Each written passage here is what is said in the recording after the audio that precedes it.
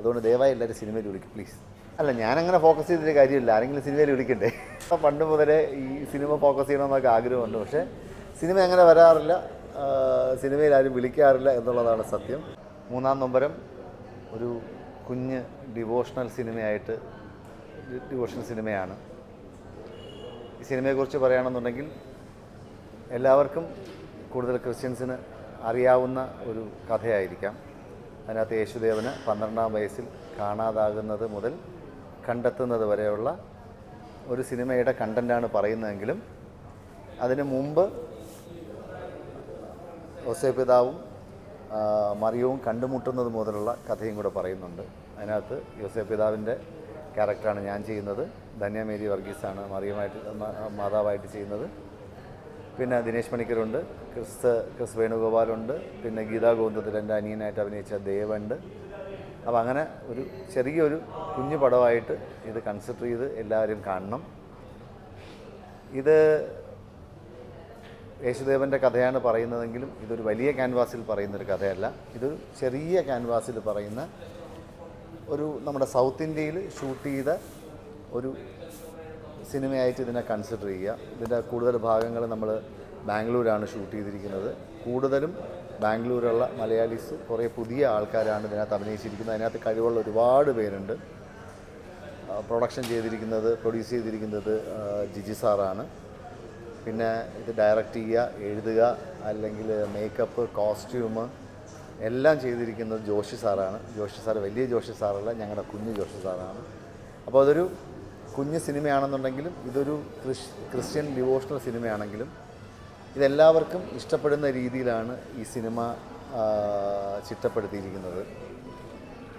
കാരണം നമ്മൾ മാതാവിനെയും യോസേപ്പ് പിതാവിനെയും ഒക്കെ ആണ് നമുക്ക് ഇതിനകത്ത് ക്യാരക്ടേഴ്സായിട്ട് നമുക്ക് കാണാൻ കഴിയുന്നതെങ്കിലും ഏതൊരു സാധാരണക്കാരൻ കണ്ടു കഴിഞ്ഞാലും മക്കൾ നഷ്ടപ്പെട്ട മാതാപിതാക്കളുടെ ഒരു വേദനയും അത് തിരിച്ചു കിട്ടുമ്പോൾ ഉള്ള ഒരു സന്തോഷവും സന്ദേശവും എല്ലാം ഇതിനകത്തുണ്ട്. അപ്പോൾ ഇതെല്ലാവർക്കും പറ്റുന്ന ഒരു കുഞ്ഞു സിനിമയായിരിക്കും.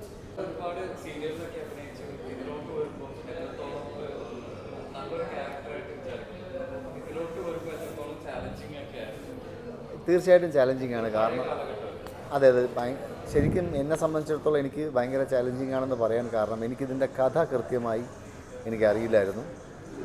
അപ്പോൾ ജോഷി സാർ ഇതിൻ്റെ കഥ വിവരിച്ചു തന്നു.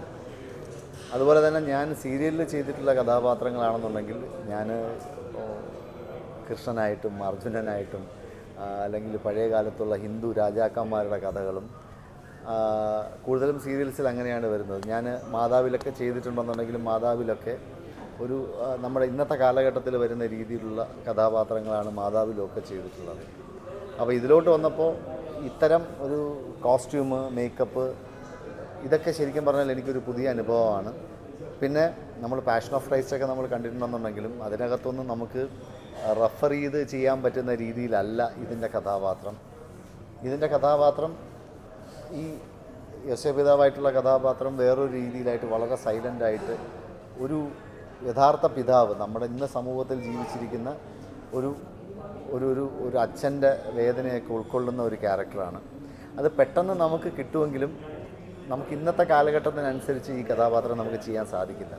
അപ്പോൾ അതിന് ഒരു യോസേപ്പ് പിതാവിൻ്റെ ഒരു ബാക്ക്ഗ്രൗണ്ട് അറിഞ്ഞ് ആ രീതിയിൽ മാത്രമേ നമുക്ക് ചെയ്യാൻ പറ്റുള്ളൂ. അപ്പോൾ അത്തരം വലിയൊരു ടാസ്ക് ഈ കഥാപാത്രത്തിനുണ്ടായിരുന്നു. പിന്നെ ജോഷി സാറ് അതിനകത്ത് പുള്ളിക്കാരൻ വന്ന് നമുക്ക് അഭിനയിച്ച് കാണിച്ചു തരും അദ്ദേഹത്തിന് എന്താണ് വേണ്ടതെന്നുള്ളത്. അപ്പോൾ അതുകൊണ്ട് പിന്നെ കുറേ കഥകളും അല്ലെങ്കിൽ ക്യാരക്ടറിനെ കുറിച്ചുള്ള കാര്യങ്ങളൊക്കെ ഞാൻ ധന്യെന്ന് മനസ്സിലാക്കിയിട്ടുണ്ട്. കാരണം ധന്യ വളരെ ആഴത്തിൽ ബൈബിള് അറിയാവുന്ന അല്ലെങ്കിൽ അതിൻ്റെ കഥകൾ അറിയാവുന്ന ഒരാളാണ്. അപ്പോൾ അത് അവരുടെയൊക്കെ സഹായം കൊണ്ട് എനിക്ക് കുറച്ച് ഈസിയായെന്ന് പറയാം.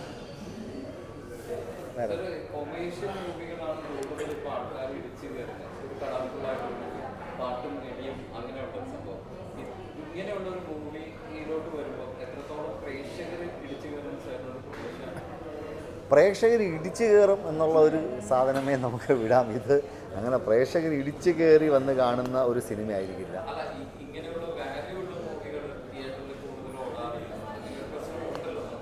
തീർച്ചയായിട്ടും അങ്ങനെ ഞാൻ പറയും. ഇപ്പോൾ എൻ്റെ അടുത്ത് തന്നെ ഇപ്പോൾ സിനിമ കാണാൻ പോകാമെന്ന് പറയുമ്പോൾ ഒരു സാധാരണക്കാരെ സംബന്ധിച്ചിടത്തോളം ഇപ്പം ഭയങ്കര കോസ്റ്റ്ലി ആയിട്ടുള്ളൊരു പരിപാടിയാണ്. അപ്പോൾ കൂടുതൽ ആൾക്കാർ ഒ ടി ടിയിലോട്ടാണ് ഇത് സിനിമകൾ കാണുന്നത്. നമ്മളുമൊക്കെ ഒരു ഭയങ്കര ഹിറ്റായിട്ടുള്ള സിനിമകൾ അല്ലെങ്കിൽ ഒരു ആവറേജ് ഹിറ്റാവുന്ന സിനിമകൾ മാത്രമാണ് നമ്മൾ തിയേറ്ററിലോട്ട് പോയി കാണുന്നത്. പക്ഷേ ഈ സിനിമ എന്ന് പറയുമ്പോൾ ഇത് തിയേറ്ററിൽ കാണുമ്പോഴൊരു കാണണം എന്ന് ഞങ്ങൾ പറയേണ്ട ഒരു കാര്യം, ഇതിൻ്റെ ഒരു ക്യാൻവാസ് കുറച്ച് വലുതാണ്. അപ്പോൾ അത് ഒ ടി ടിയിൽ കാണുന്നതിനേക്കാളും സുഖം നമുക്ക് തിയേറ്ററിൽ കാണുന്നതായിരിക്കും. പിന്നെ ഒരുപാട് ഞാൻ പറഞ്ഞില്ലേ, ഉറപ്പായിട്ടും നമ്മളിതിനകത്ത് ഒരുപാട് വിശ്വാസികളെ നമ്മൾ ഈ സിനിമ കാണിച്ചിട്ടുണ്ടായിരുന്നു. അപ്പോൾ അവരൊക്കെ ഈ സിനിമ തിയേറ്ററിൽ കാണുന്നത് നല്ലതായിരിക്കും എന്നൊരു അഭിപ്രായം പറഞ്ഞിട്ടുണ്ട്. അതുകൊണ്ട് ഞങ്ങളും പറയുന്നത് ഉറപ്പായിട്ടും നിങ്ങൾ കഴിയുന്നത് നിങ്ങൾ തിയേറ്ററിൽ കാണും.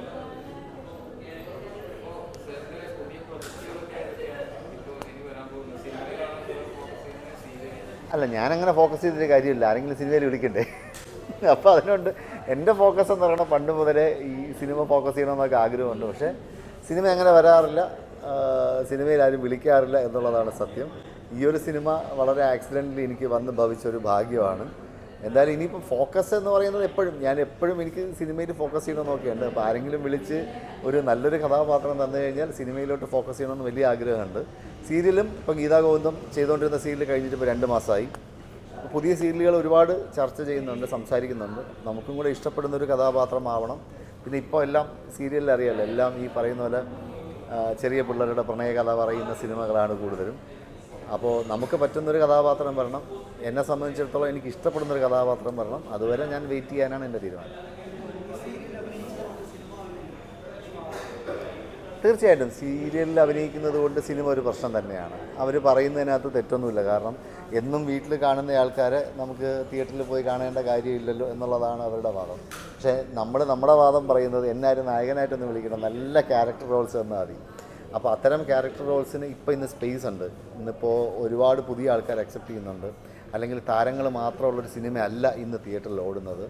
നല്ല സിനിമകൾ ഏത് വന്നു കഴിഞ്ഞാലും തിയേറ്ററിൽ ഓടും. അപ്പോൾ നമുക്ക് പറ്റുന്ന നമ്മുടെ വിശ്വാസം ഉള്ള ഒരു കഥാപാത്രം നമുക്ക് വന്നു കഴിഞ്ഞാലും അത് തീർച്ചയായിട്ടും നമുക്ക് ജനങ്ങൾ സ്വീകരിക്കും എന്നുള്ള കാര്യത്തിൽ എനിക്ക് നല്ല വിശ്വാസമുണ്ട്. അതുകൊണ്ട് ദയവായി എല്ലാവരും സിനിമയിൽ വിളിക്കും പ്ലീസ്.